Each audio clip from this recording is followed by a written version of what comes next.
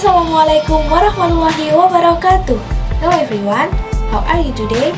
I hope everything's okay. I would like to say thank you for watching my presentation video. Let me introduce myself. My name is Nurinda Rahmawati and my partner is Nidaul Muawana. We are from International Class Program Islamic Elementary School Education, Faculty of Education and Teacher Training at the State Islamic University of Maulana Malik Ibrahim Malang. To develop a DEM, a teacher must be able to determine competencies and learning indicators, and then create a DEM network to determine learning objectives.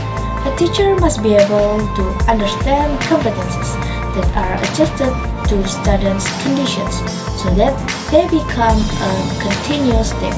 And now we would like to present about competency mapping, indicators, and DEMs. The material will be discussed is about the first, competency mapping, and the second is learning indicators, and the third is DEM network. Okay, the first material is about competency mapping. Mapping the basic competencies of subjects or themes, namely educators determine curriculum from various relevant subjects to integrate with thematic learning. This mapping activity is carried out to obtain a comprehensive and complete picture of competency standards and basic competencies of various subjects that are combined in the chosen theme. Nah, pemetaan kompetensi dasar, kegiatan pemetaan ini dilakukan untuk memperoleh gambaran secara menyeluruh dan utuh dari semua standar kompetensi dan kompetensi dasar dari berbagai mata pelajaran yang dipadukan dalam satu tema yang dipilih. Kegiatan pemetaan ini dilakukan untuk memperoleh gambaran secara menyeluruh dan utuh dari semua standar kompetensi dan kompetensi dasar dari berbagai mata pelajaran yang dipadukan.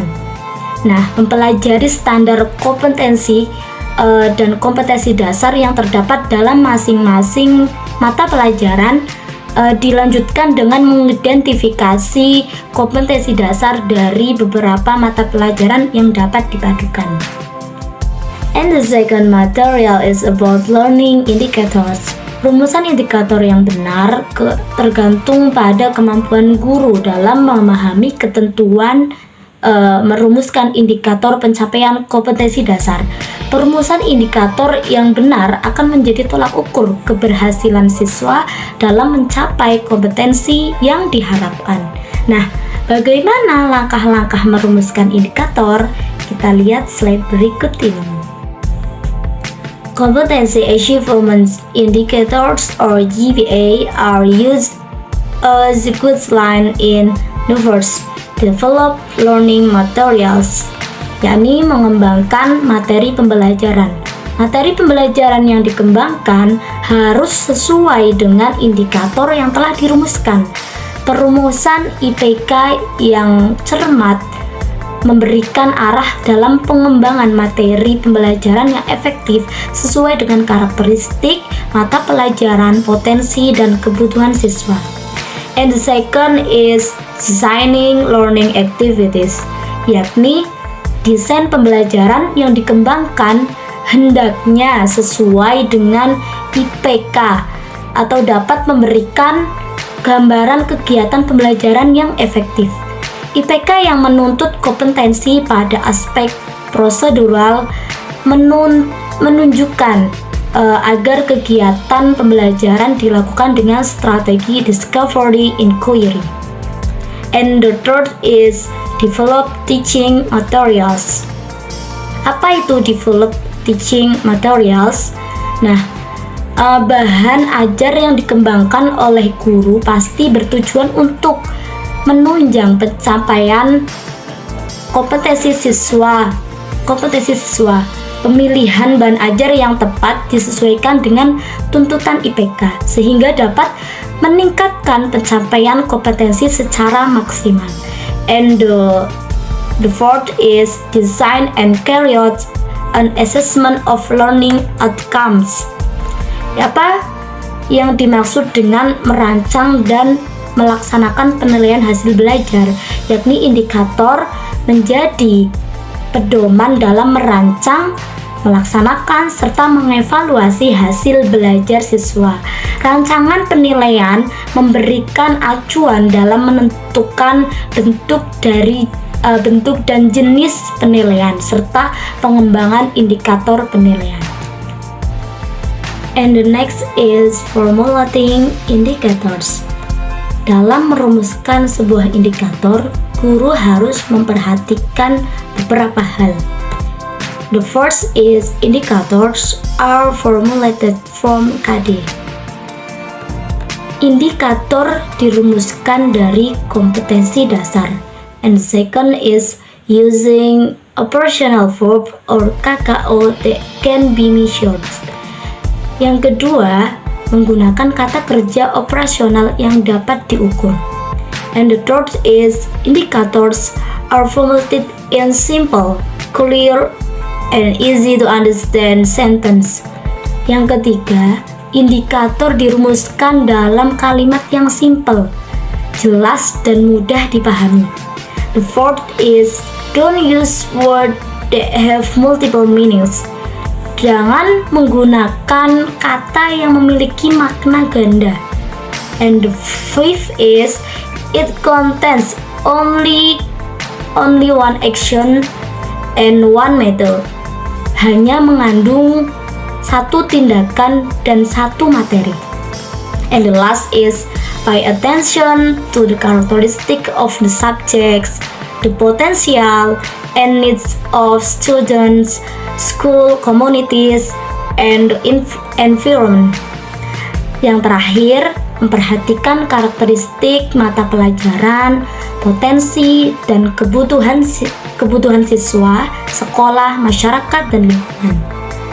Adapun materi selanjutnya akan disampaikan oleh teman saya, Iin Nur Indah Rahmawati. Okay, next is the steps for formulating indicators. First is analyze the level of competence used in KD. Pertama, yakni menganalisis tingkat kompetensi yang digunakan pada KD dengan cara memahami kata kerja operasional dalam taksonomi Bloom. Apakah kalian sudah memahami tentang KKO dalam taksonomi Bloom? Taksonomi Bloom terdiri dari C1 sampai C6. C1 yakni mengingat atau remembering, C2 memahami atau understanding, C3 menerapkan atau applying, dan C4 menganalisis atau analyzing, C5 mengevaluasi atau evaluating, dan C6 menciptakan atau creating. Dan yang selanjutnya yakni menetapkan KD yang akan diturunkan menjadi indikator, dan yang selanjutnya menentukan kata kerja dari kompetensi dasar sesuai dengan taksonomi Bloom. Contohnya tadi C3 yakni menerapkan. Nah, kata kerja operasional yang digunakan yaitu menerapkan, menggunakan, mengoperasikan, mendiagramkan, dan lain sebagainya. The next steps is analyzing the indicators based on the UKLK level: urgency, continuity, relevance, and usability, competence in KD. Yang kedua yakni menganalisis indikator berdasarkan tingkat UKRK, yakni urgensi, kontinuitas, relevansi, dan keterpakaian kompetensi pada KD. Nah, UKRK ini dijadikan kriteria dalam memilih dan memilah ketepatan indikator kunci atau indikator penunjang. Nah, langkah yang kedua yakni kategorikan indikator. Nah, indikator ini terdapat 3 kategori. Yang pertama, indikator kunci, yakni indikator yang sangat memenuhi kriteria UKRK, dan kompetensi yang dituntut adalah kompetensi minimal yang terdapat pada KD, dan juga memiliki sasaran untuk mengukur ketercapaian standar minimal dari KD. Indikator kunci ini dinyatakan secara tertulis dalam pengembangan RPP dan harus teraktualisasi dalam pelaksanaan proses pembelajaran.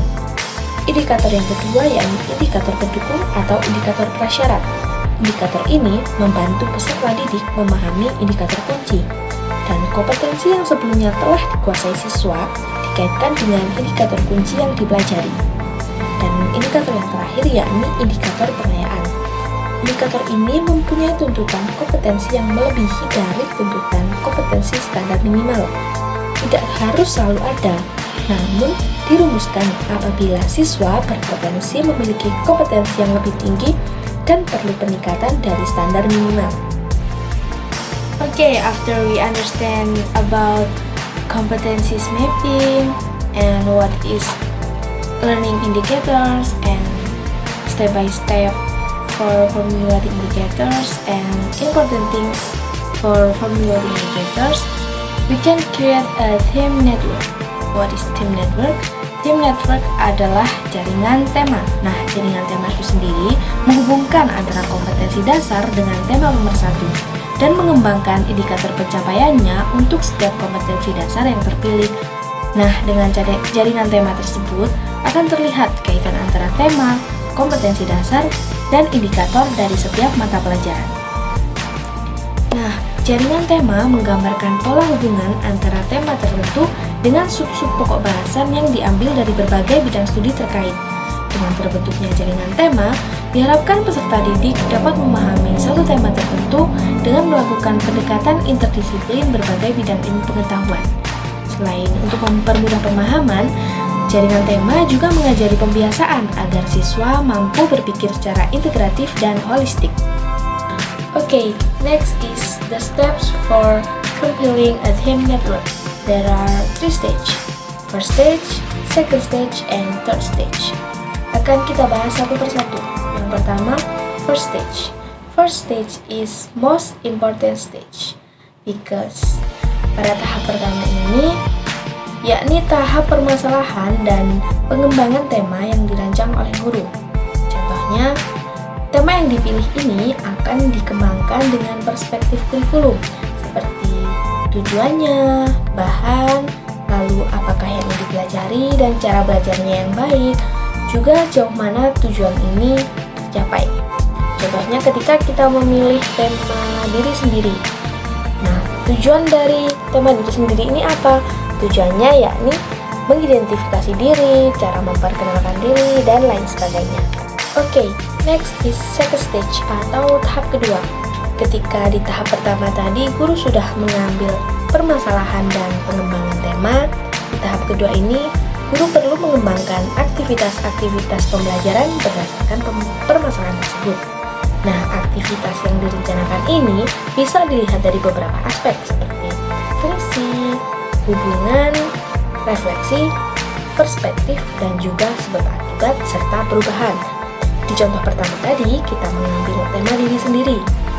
Nah, aspek perubahan dari tema diri sendiri ini yang awalnya peserta didik belum mampu untuk memperkenalkan diri. Setelah mempelajari tema ini, peserta didik akan mampu memperkenalkan dirinya sendiri. Oke, the last is third stage atau tahap ketiga. Nah, pada tahap ketiga ini kita sudah melakukan aktivitas permasalahan dan pengembangan tema. Lalu pembelajaran tema ini dapat dikaitkan ke mata pelajaran lain seperti bahasa Indonesia, bahasa Inggris, IPA, IPS, dan lain sebagainya. Setelah pemetaannya dapat dibuat, jaringan tema ini pun terbentuk, yakni menghubungkan kompetensi dasar dengan tema pemersatu dan mengembangkan indikator pencapaiannya untuk setiap kompetensi dasar yang terpilih. Nah, ketika jaringan tema ini terbentuk, akan terlihat kaitan antara tema, kompetensi dasar, dan indikator dari setiap mata pelajaran. Dari contoh, dari setiap tahap 1, tahap 2 tadi, kita membuat contoh tentang tema diri sendiri. Nah, tema diri sendiri ini jika dikaitkan dengan mata pelajaran Indonesia, bahasa Indonesia, kompetensi dasar yang pertama yakni memperkenalkan diri sendiri dengan kalimat yang baik dan benar. Nah, indikatornya mengenalkan diri sendiri dengan nama lengkap, usia, dan juga alamat rumah. Sedangkan untuk mata pelajaran IPS, kompetensi dasarnya yakni mengidentifikasi diri sendiri, keluarga maupun kerabat. Nah, untuk indikatornya yakni menyebutkan nama lengkap, usia, bahkan alamat rumah. Okay, reading enough, and to quickly recap, I'd like you to remember what is competencies mapping, learning indicators, and team network. I sincerely appreciate your attention to this video. Thank you very much, and if anyone would like more information or has some question, please feel free to drop your words in comment box. Once again, thank you very much. Wassalamualaikum warahmatullahi wabarakatuh.